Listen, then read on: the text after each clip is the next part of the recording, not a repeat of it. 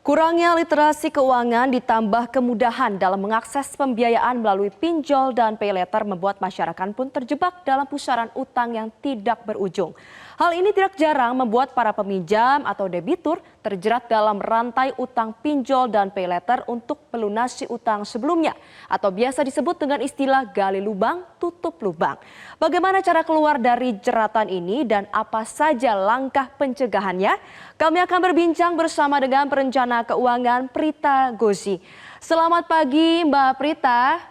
Mbak Prita, per Maret 2024 OJK mencatat bahwa peminjaman via pay later ini sebanyak ada mengalami peningkatan 23,9% dan untuk tingkat kredit macet 3,15%.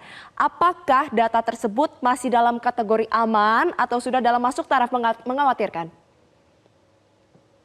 Oke, pada saat kita sebagai perencana keuangan mengomentari data-data seperti itu, maka sebetulnya yang perlu dipahami adalah siapa pengguna dari pinjaman online tersebut. Data yang saya miliki kebetulan adalah mengenai demografi dari pengguna pinjaman online maupun pay later yang terbanyak itu ada di kategori usia rentang berapa. Ternyata rentang terbesar itu ada di usia 19 tahun hingga 34 tahun, di mana rentang usia ini sebenarnya yang mengkhawatirkan adalah adanya sebagian dari mereka yang sebetulnya belum memasuki angkatan bekerja. Jadi terlepas dari bagaimana peningkatan jumlah pemakai pinjol maupun pay later, yang lebih mengkhawatirkan itu sebetulnya adalah ada atau tidak kemampuan dari para pengguna ini untuk membayar kembali dan digunakan untuk apa saja. Ya baik Mbak Prita, tadi disebutkan untuk rentang usia 13 sampai 19. Berarti berdasarkan data Anda ini mayoritas 19 sampai 34 tahun Mbak Valerie. 19 sampai 34 tahun ya Mbak Prita. Berarti Ya. untuk angka ini sebenarnya penggunaan peminjaman online digunakan untuk kebutuhan konsumtif atau produktif? Nah, data yang saya miliki juga ternyata pengguna di demografi ini mostly adalah untuk penggunaan konsumtif. Sebagai contoh, untuk pembelian makanan minuman, lalu aksesoris, fashion, dan juga gadget. Dan juga untuk pengalaman seperti tiket liburan, tiket konser, dan lain-lain. Oke, berarti mayoritas memang digunakan untuk keperluan konsumtif ya Mbak Prita. Dan kalau misalnya bisa kita lihat salah satu yang dikhawatirkan dengan adanya pinjaman online menggunakan pay later ini adalah mereka banyak menggunakan istilahnya gali lubang dan juga tutup lubang. Jadi mereka meminjam utang dari satu perusahaan pinjol untuk menutupi utang sebelumnya. Bagaimana caranya agar bisa terlepas dari jeratan tersebut, Mbak? Oke, paling pertama pada saat kami sebagai perencana keuangan mau membantu mereka-mereka yang memang terjerat pinjaman online sampai dengan platformnya itu bisa sampai 10 platform ya Mbak Valerie. Pertama adalah mereka harus memiliki itikat baik, karena tanpa adanya itikat baik ataupun juga keinginan dari diri sendiri, maka percayalah sama saya apapun strategi yang kita sampaikan juga tidak akan berhasil, karena mereka akan mengambil lagi di kemudian hari. Jadi nomor satu adalah itikat baik dan kemauan dari diri kita untuk bisa lepas dari jeratan tersebut.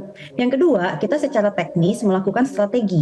Jadi kita urut Mbak Valerie, oh dia punya platform apa saja, lalu saldonya sisa berapa, kemudian ini bunga atau biaya adminnya berapa, dan yang terpenting adalah jatuh temponya di bulan atau tanggal berapa. Nah kita biasanya akan mengurut dari bulan dan tanggal yang paling awal, sehingga kita menghindari diri kita ini akan dikejar-kejar oleh mungkin debt collector maupun dikenakan biaya admin yang lebih tinggi lagi. Jadi kita urut dari yang paling atas, lalu kita mulai berstrategi untuk bagaimana kita membayar yang paling atas sampai dengan ke bawah. Nah yang ketiga tentu saja strategi untuk dari mana nih uangnya untuk membayar. Nah pertama saya biasanya melihat, oke, kamu membeli apa dengan pinjaman online atau pay later tersebut. Katakanlah dia membeli gadget atau bahkan ada yang membeli kendaraan Mbak seperti motor dan lain-lain, itu biasanya kami anjurkan untuk dijual. Walaupun memang mungkin harganya jauh di bawah waktu dia beli, tapi paling tidak dia jadi punya cash untuk bisa membayar kembali pinjaman online maupun pay later tersebut. Lalu nextingnya adalah dia punya aset apa lagi. Nah itu kemudian juga harus kita likuidasi, bukan digadai ya, karena kalau digadai itu sebenarnya akan menimbulkan pinjaman baru. Jadi ini benar-benar memang harus dilikuidasi atau dilepas atau kita bilangnya dijual. Nah kalau ternyata semua ini sudah tidak ada dan ternyata pinjaman online ini masih lumayan banyak juga Mbak, dan itu kasusnya juga terjadi ya, maka memang tidak ada jalan lain selain pihak ini maupun kalau dia sudah berkeluarga berarti dengan pasangannya itu harus memasuki angkatan kerja dan memang tidak bisa lagi tuh, misalnya, oh dia ibu rumah tangga, kemudian suaminya bilang melarang bekerja, ya nggak bisa lagi. Mungkin untuk selama rentang tersebut, dia harus frugal living, dia harus ikut bekerja supaya bisa membayarkan pinjaman online maupun pay later-nya. Baik, Mbak Prita Zogi, berarti memang ada langkah-langkah yang harus dilakukan agar masyarakat ini bisa keluar dari pusaran gali lubang dan juga tutup lubang. Kita akan lanjutkan perbincangan usai jeda pariwara berikut ini. Tetaplah bersama kami di Zona Bisnis.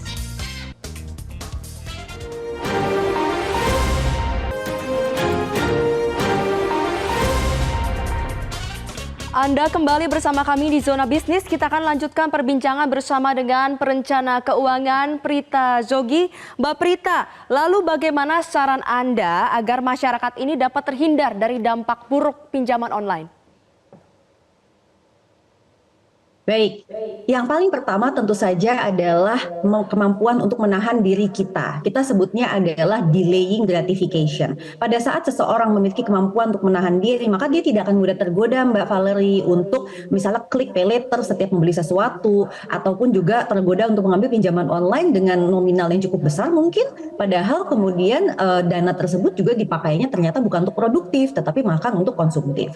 Yang kedua, dia perlu melakukan yang namanya membuat anggaran rumah tangga atau budgeting. Dengan adanya anggaran rumah tangga atau budgeting ini, maka seseorang itu akan memiliki guidance atau kita sebutnya panduan, arah alokasi dari penghasilan yang dia miliki setiap bulan. Ini akan lari kemana saja. Secara umum, saya biasanya menganjurkan untuk biaya hidup atau living sekitar setengah dari penghasilan atau 50%. Lalu untuk kesukaan atau keinginan kita sebutnya playing sekitar 20% dari pemasukan dia, sehingga dia punya 30% untuk saving atau menabung.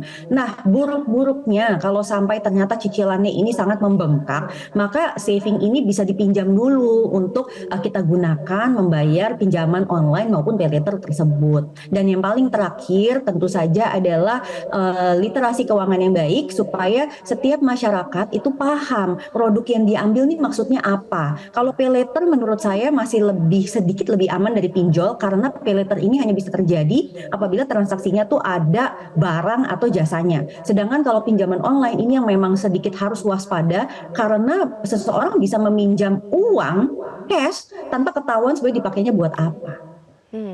Baik, berarti ada 4 langkah ya: kemampuan menahan diri, lalu harus dilakukan budgeting, saving, dan juga memiliki literasi yang cukup. Nah, Mbak Prita, singkat saja, OJK ingin meningkatkan untuk peminjaman online ini dari sebelumnya 2M jadi 10M. Tanggapannya dan juga sarannya seperti apa? Saya sebagai warga negara mengikuti saja OJK membuat apa, tapi kalau saya boleh memberikan saran, bila mana memang dinaikkan plafonnya, barangkali bisa difilter dulu siapa yang bisa mengambilnya. Apakah mungkin yang boleh mengambil hanya yang berbentuk PT yang memang sudah memiliki catatan keuangan atau seperti apa? Karena sepertinya kalau ini bisa diadopsi oleh masyarakat umum secara retail ya, ini cukup bahaya juga sih kalau tanpa didului oleh literasi keuangan yang baik dari masyarakatnya. Saya khawatir masyarakat ini akan mengambil-ngambil begitu saja tanpa paham mungkin biayanya berapa, lalu resikonya seperti apa, dan yang paling mengkhawatirkan sebenarnya adalah konsekuensi bila mana sampai terjadi kredit macet, maka itu akan berdampak pada kesehatan mental dan juga keluarganya. Baik, terima kasih banyak perencana keuangan Prita Zogi. Intinya kita harus berhati-hati sebelum memutuskan untuk melakukan pinjaman online. Dan dialog tadi pemirsa sekaligus menutup jumpa kita dalam Zona Bisnis pagi ini. Saya Valerie Bianto, mewakili seluruh kerabat kerja bertugas mengucapkan terima kasih. Dan saksikan selalu Zona Bisnis setiap hari di Metro TV. Jelajahi cara baru mendapatkan informasi. Download Metro TV Extend sekarang.